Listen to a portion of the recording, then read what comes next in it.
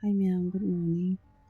Making ngasigi breakfast biscuit leire, pumpkin seed, kismis, almond, apple, moxmeat, chocos, sangom, sumana leire ko. Aduga sangom apamba, singsa pupa, thabi timba ko.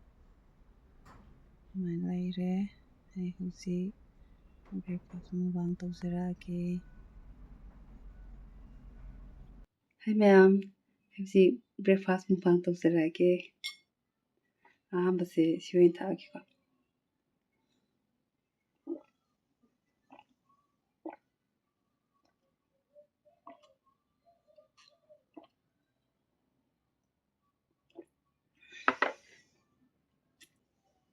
Tuga simzaragi. Sangoma fammanina chimi thaktabe.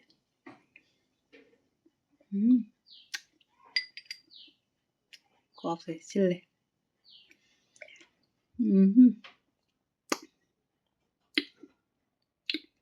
Coffee.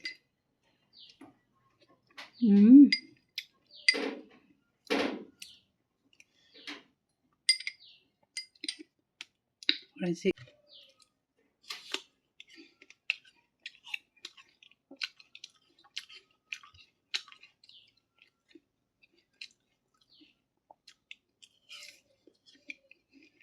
Maraming tikiyon tandaga.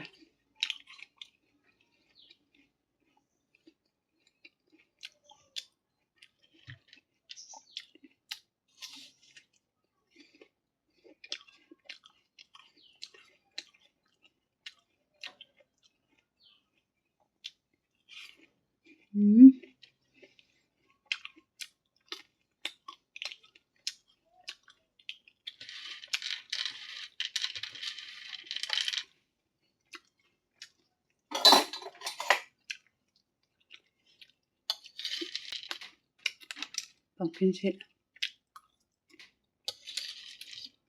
Pumpkin seed chaban phai ko ma.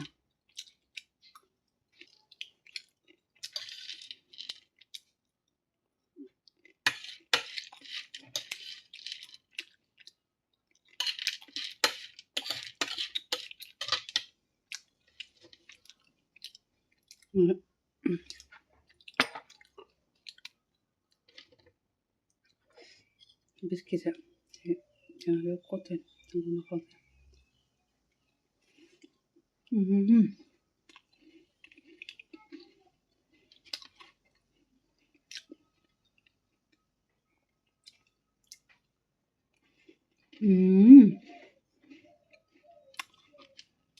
Coffee ta.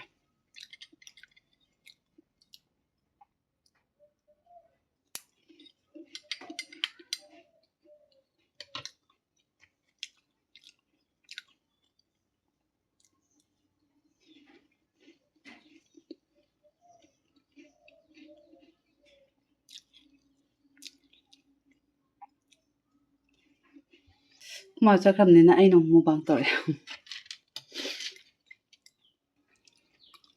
Inang bimla tong sa kay imado.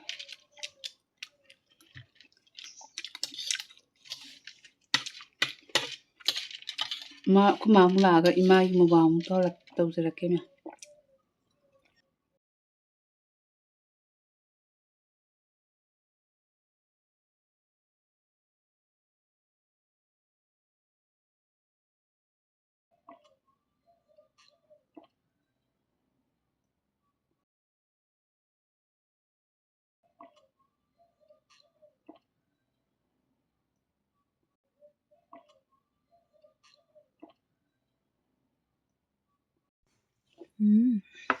Cox later.